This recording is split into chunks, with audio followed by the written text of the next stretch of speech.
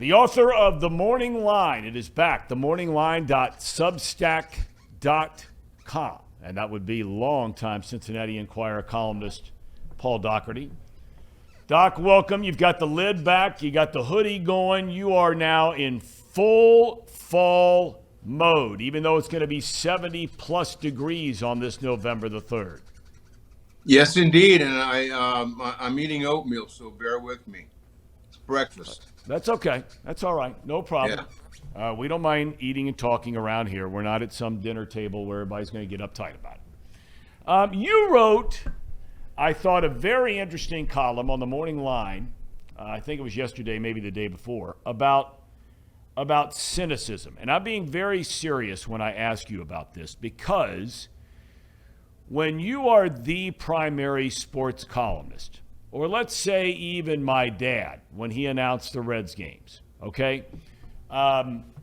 Everybody and his brother, when things are going well, want you to boost up the home team. Talk them up, talk them up, talk them up. They can do no wrong. But you wrote about cynicism, where it comes from, the importance of it, in your opinion, to have it out there. Talk a little bit about that, about what it's like sometimes to go, quote unquote, against the grain of the town you're writing in. Yeah, I could talk about that for days, Thom. My job is not to be a cheerleader. Never was. I don't think the majority of people who read what I wrote were interested in me leading cheers. The team didn't pay me. The newspaper paid me. So in terms of cynicism, I wrote the other day, you don't come into this world cynical. Nobody does. Cynicism is earned and experienced. And if you do what I did for as long as I did, you're going to come across enough people, enough events that you kind of become that way. Maybe about the fifth or sixth time a coach or a manager lies to you, or a player uses you, plays you in effect, or a team does not live up to the hype that you have provided. Sure, you get a little cynical, and it's sort of like an armor for a guy like me. You use the cynicism as a means of protecting yourself against not looking silly. I said that in contact with the Bengals this year, and honestly, they've made me look silly because I picked them to win 7 of the first 8 games this year. If the Bengals had played the way I thought they were going to play, and I think the way they thought they were going to play, they'd be 7-1, and they're not. They're 4-4. So there's plenty of room in what I do for I don't know if boosterism is the right word, but sure, supporting the home teams, because let's face it, life is better for everyone, journalists included, when the teams do well. There's a lot of room for that, but there's also room for kind of a more distant eye, an eye with an edge instead of being simply a fan. That's what I loved about your dad, and I've written that many times, was that even though he was employed by the Reds, your dad never insulted a listener's intelligence by making a situation sound better than it really was. And I always appreciated that about his broadcast, and I tried to bring that to the column as well. I don't know, Doc, if you had a chance to watch or listen to any of the interview we did with Bronson Arroyo yesterday. I wish I had. I'll go back and look at it. I'm gonna highly suggest to you and anyone else out there. It's gotten incredible feedback and response on social media. We had him for an hour, and we talked to him about a number of things that I found just absolutely fascinating. I mean, like stuff I've never heard before. Maybe you've heard it before. Maybe you wrote about it before. But we hearken back to the 2012 playoffs for the Reds. And everybody remembers what happens that year.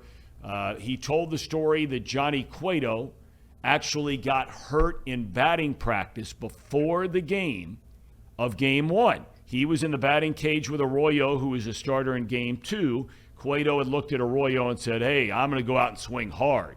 He swings 4 times, hits the ball as hard as he can. Arroyo noticed he winces, abdominal something in there. And Arroyo, right from the spot, said yesterday, I knew this guy was not going to make it through the game. And that was game 1 coming up. So, naturally, that's what happens. Cueto goes out. The bullpen cleans up everything after that. Arroyo tosses a gem, 7 shutout innings, game 2. They come back. They lose 3 in a row. But he went on to talk about how when they got back here, 2 things happened. One, he didn't say who, but they brought Cueto into the weight area room that they have there at the ballpark, and they had him do a number of calisthenics and all kinds of things to feel like if there was pain in there, so on and so forth. But they never let him go throw the ball. No long toss, no nothing. And Arroyo was in shock. They made the decision to take him off the roster, right, and replaced him on the roster, which you're allowed to do when a player is injured. Subsequently, and I know this is a long-winded way to get there, but I'm just giving you the backdrop here, Arroyo goes to Brian Price, the pitching coach at the time for Dusty Baker, and he says, look, I love Mike Leake like he's my little brother, but he should not start Game 4 of this series. Homer Bailey pitched great in Game 3, even though they lost. He said you should bring me back on 3 days rest, bring Latos back on 3 days rest if there's a Game 5, and go from there. All of that was shot down. I found that to be fascinating. Your thoughts just hearing that in general? You surprised by any of that? I had not heard any of that, Thom. It was a wacky, ultimately unfortunate series. I would have no problem bringing Bronson back on 3 days. As we all knew, he was a very durable guy and knew how to pitch and could probably get you 5 innings. Latos, I don't know. He's a harder thrower. He's a very high-strung guy. He did not pitch well, obviously, when they needed him. So I'm not sure that would have made much of a difference. The thing that I always said about that I thought was interesting was that if everybody recalls, Aroldis Chapman came to Cincinnati as a starting pitcher. Yep. He was made into a closer. And I was against it from the get-go. I was too.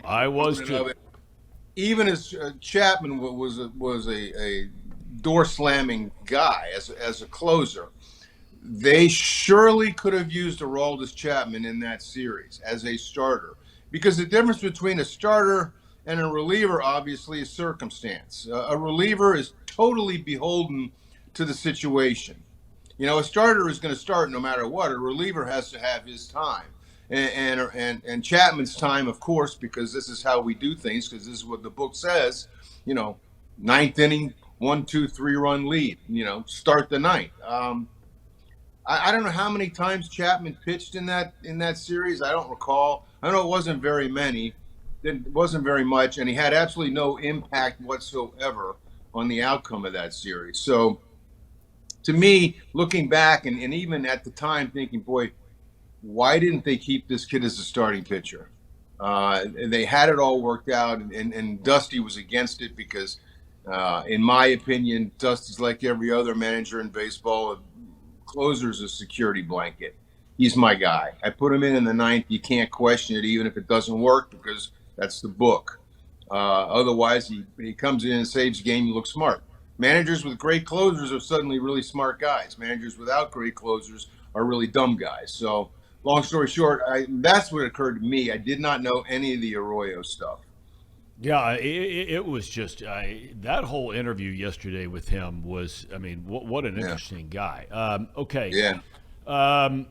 The World Series, last night you get the combined no-hitter. That Christian Javier kid was just unbelievable.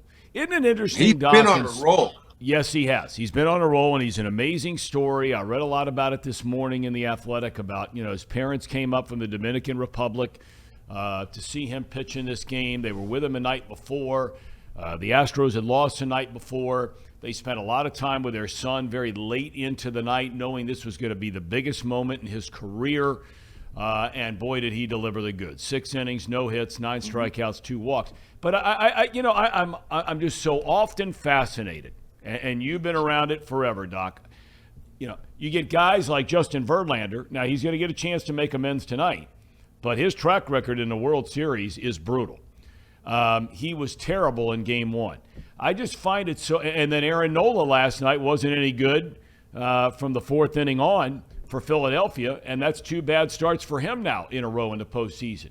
I just find it so interesting that the guys a lot of us think are the guys that are going to step up and deliver the goods, and it ends up being some of these other guys that a lot of people have never heard of. I think it makes for great theater, regardless of sports, but in this case, the World Series. Well, the guy that you thought was good money was Verlander. I mean, he was unhittable all year, literally unhittable for great stretches of time. And he didn't pitch well before the World Series, Tom. If you recall, Yep. he got hammered pretty good in the championship series too. So, yeah, the great thing about baseball is you really never know. I think this series is a great indicator of that. I mean, you've had 3 games that were not close, but this has been a very dramatic series. Only Game 1 was close. The other 3 were not. And yet I would not say that any of them were lacked for drama. I think the last 3 games will be fascinating. What do the Phillies do after Zach Wheeler? And Wheeler hasn't been that good either lately.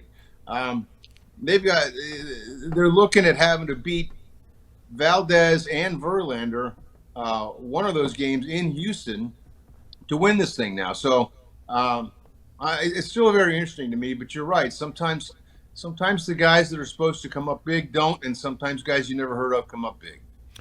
Want to circle back before we let you go on the Bengals. Yeah. We all agree last year, maybe after Monday night's game more than ever, it is time to just put those 2 words long in the rearview mirror. Now questions abound everywhere after you get humiliated. Is the season over? Of course it's not over. You've played 8 games. You got 9 games left. And schedule notwithstanding, they have a chance to get back to the playoffs and all those kinds of things. But I think for the first time, Doc, there are a lot of people who, if they weren't questioned when the season began, there are certainly questions abound, whether that be in the coaching staff, whether that be certain players on this team, that all of a sudden you have to start wondering about, right? Well, yeah, because the lighter portion of the schedule is done now, and they're 4-4 Monday night. That was a game they really needed to win. That was a game they really should have won. And they chose that night to play really poorly, not well coached. The play calling was bad. The coaching was bad. The playing was bad. The effort was so. But clearly, Cleveland was much more interested in winning that game than the Bengals were. So, yeah, when you're 4-4 and you should be 5-3 at the worst, everybody should be open for questions. Do you think at this point, looking at the rest of the schedule, and you admitted openly, I don't think anybody, maybe not 7-1, but I think most people thought 6-2 after 8, and certainly a win in the 9th game, a win in the 10th game with the Panthers, and then after the bye, the Steelers.